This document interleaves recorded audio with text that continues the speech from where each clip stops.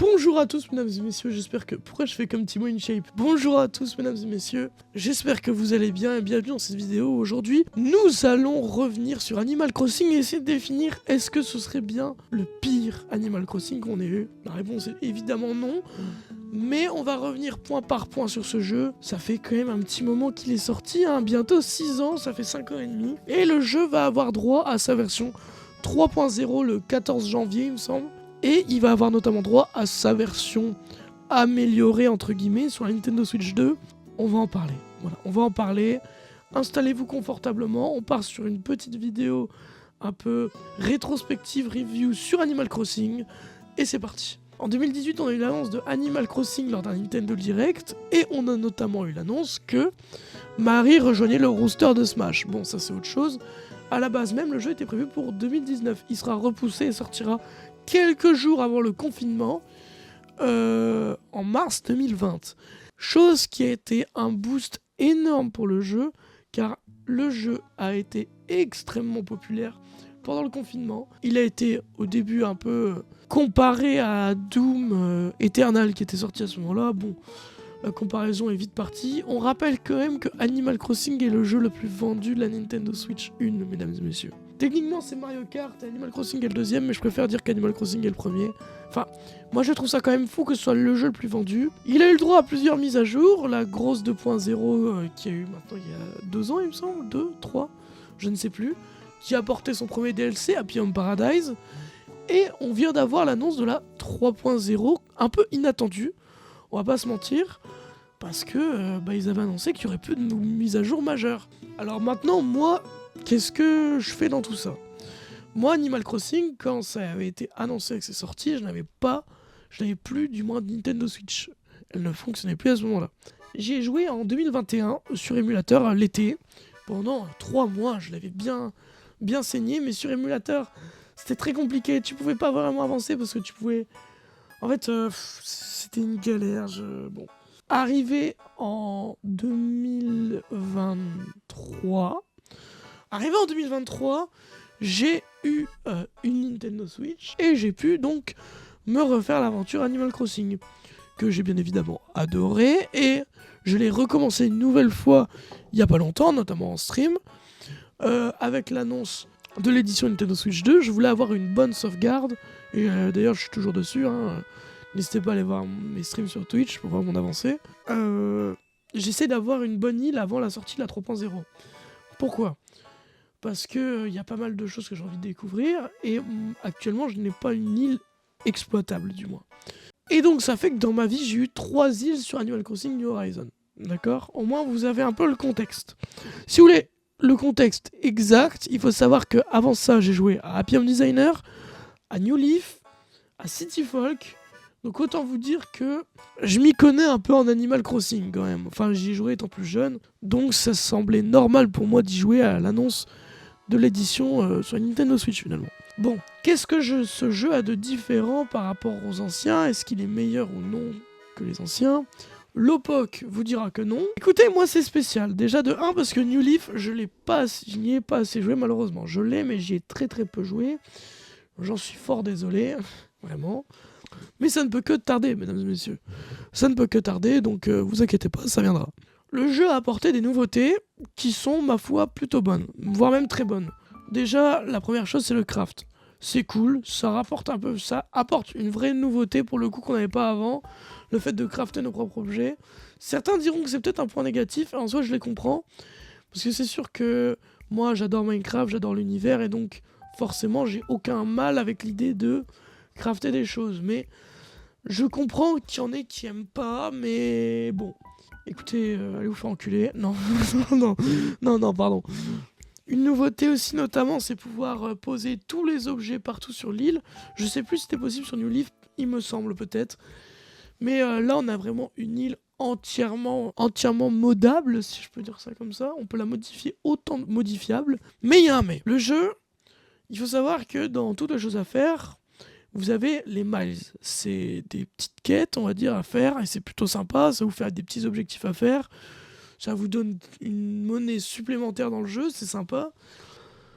Mais le problème avec ce jeu, c'est le début. La première fois que j'ai joué au jeu, j'ai pas tant senti que c'était lent au début parce qu'il y avait la sensation de découverte. La deuxième fois, j'ai eu du mal, mais ça allait. Et la troisième fois, c'était catastrophique. Le jeu est extrêmement long à démarrer. Mais c'est d'un niveau, mais c'est...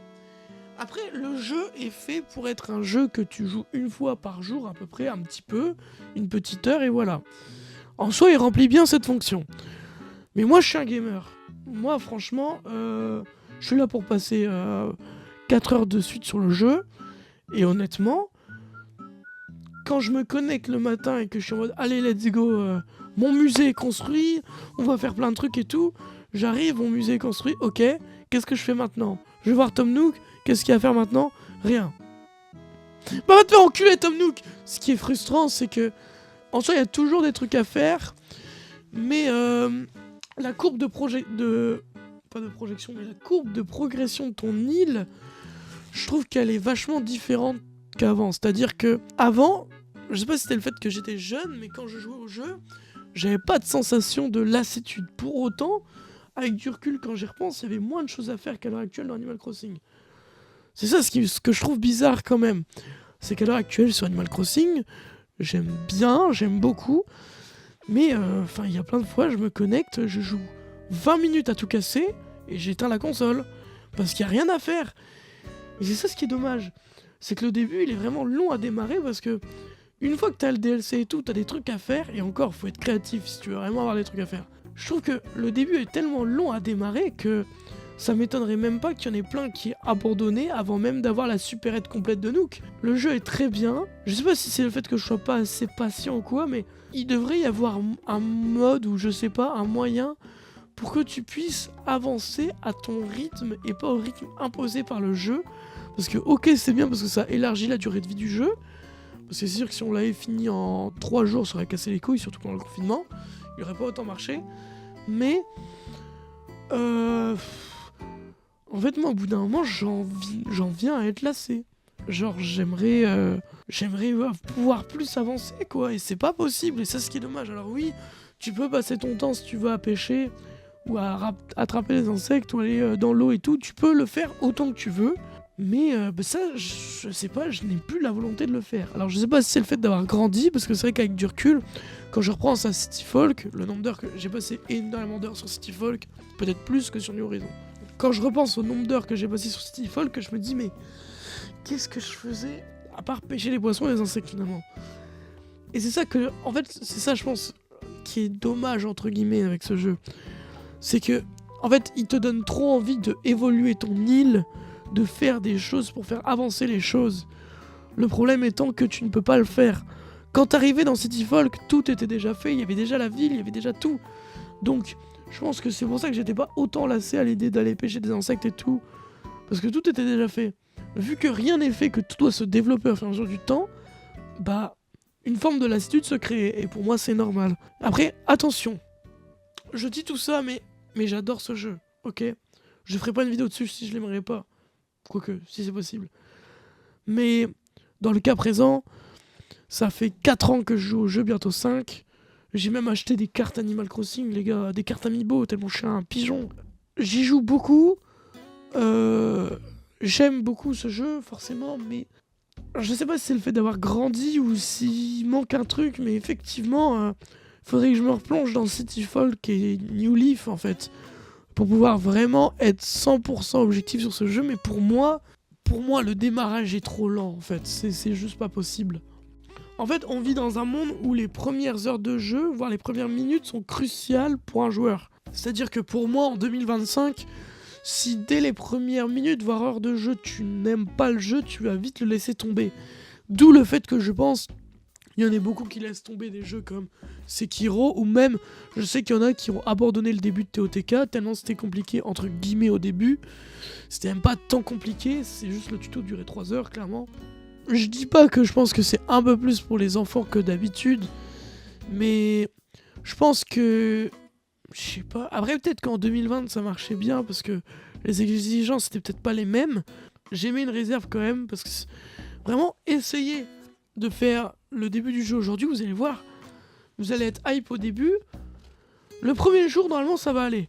Mais les 3 jours qui vont suivre, au bout d'un moment, vous allez vous dire, bon, en soi, il y a une bonne rejouabilité, parce qu'il y a quand même plein de défis à faire et tout avec les miles, mais ton île ne progressant pas assez vite, ça forme une lassitude chez le joueur.